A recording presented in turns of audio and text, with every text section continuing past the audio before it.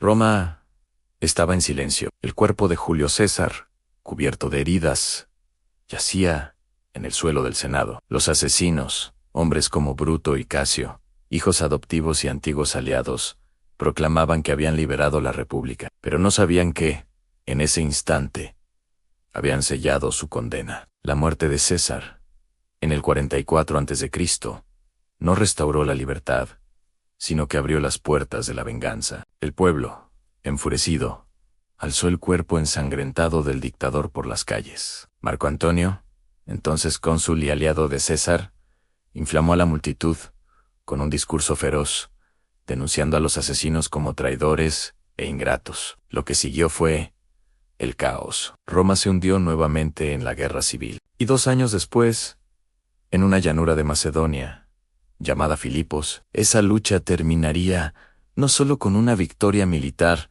sino con la muerte de la propia República Romana. Tras el asesinato de César, los conspiradores esperaban que el Senado retomara el control. Pero la política romana ya no obedecía a las palabras, sino a la fuerza. El verdadero poder residía en las legiones, y las legiones permanecían fieles a la memoria de César B.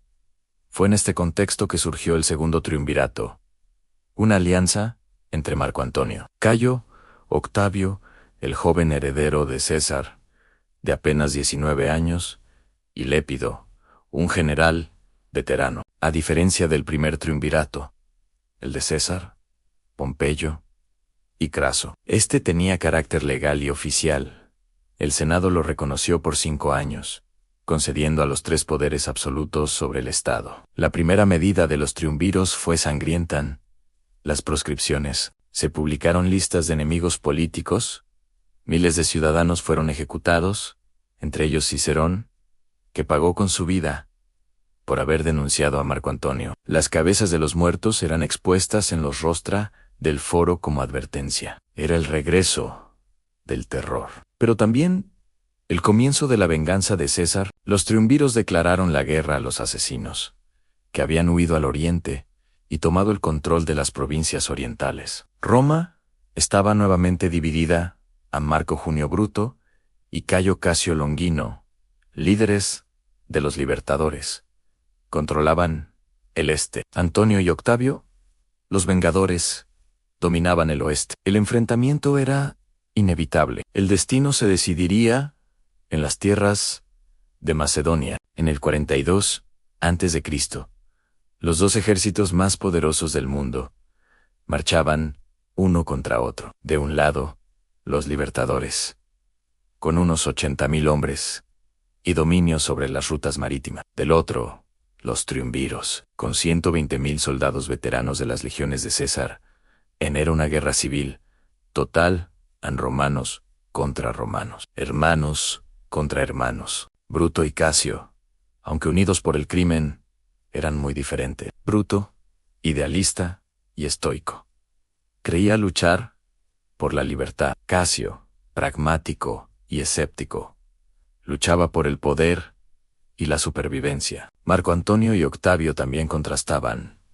Antonio era un guerrero carismático, violento, experimentado. Octavio, un estratega frío, enfermo e inexperto en batalla, pero con una inteligencia política precoz. La rivalidad entre ellos crecía, pero el odio común hacia los asesinos de César aún los mantenía unidos. Bruto y Casio eligieron Filipos como campo de batalla, una llanura amplia entre el mar Egeo y las montañas, con acceso fácil a las rutas de suministro.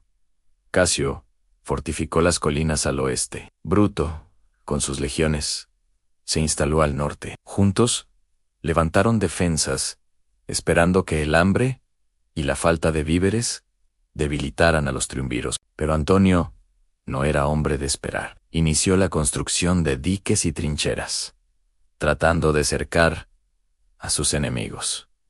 Bruto y Casio respondieron con sus propias fortificaciones. Durante días, las legiones se observaron a distancia en 2 mundos reflejados, cada uno convencido de luchar por Roma. La tensión crecía.